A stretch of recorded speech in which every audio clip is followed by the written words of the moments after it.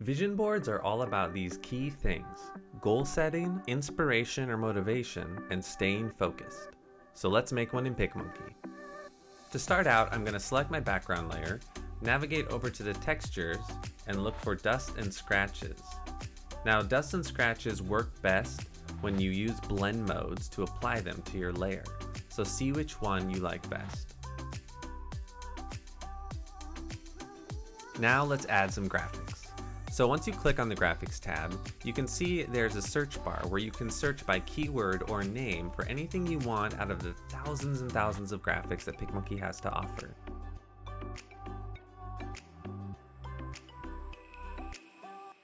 So I've selected a decorative scrap here, and I have it in the position I want, but I want to change the colors up. If you go over to the graphics tab on the side, you'll see the color swatches that make up the graphic that you have selected. You can make each of those colors transparent, or you can choose any color you'd like. I want my whole graphic to be white, so I'm going to change both swatches to that color. Now I want to add a picture onto this graphic.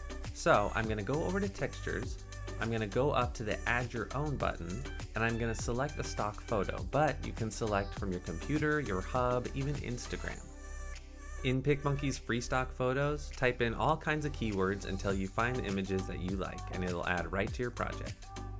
Now I'm going to bring down the fade and adjust the sizing, and there you go.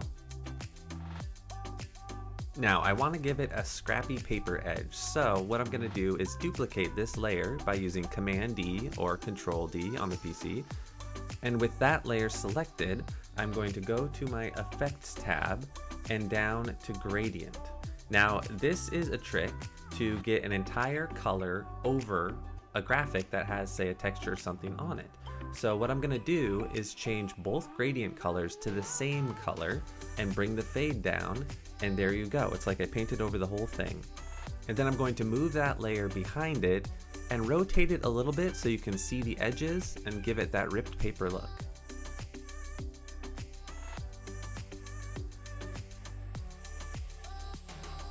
Now I'm going to duplicate that layer and crop it down to just get little pieces.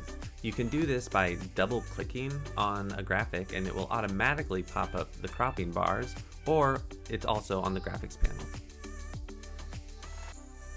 Now let's keep the vision board in mind. So what I'm doing here is just extra little design elements, but the central focus, such as the picture I have here, can be what your central focus is when you are setting your goals.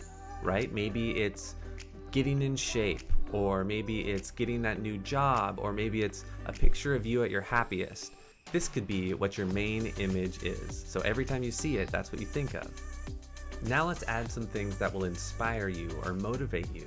Maybe there's a new hobby that you want to pick up, or maybe you want to get outside more. So add elements of nature, or maybe little images that will remind you of the things you want to do, like a button because you want to start making your own clothes, or butterflies because you want to get outside. Everybody will have something different here, and this is what will make your vision board unique to you.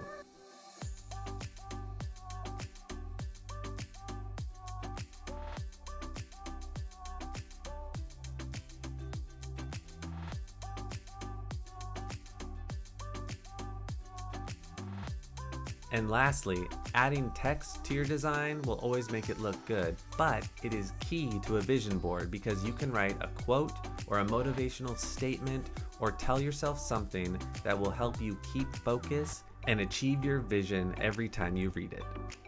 Thanks for watching. I hope this gave you some inspiration, and don't forget to use #PicMonkey to show us your creation, and like and subscribe.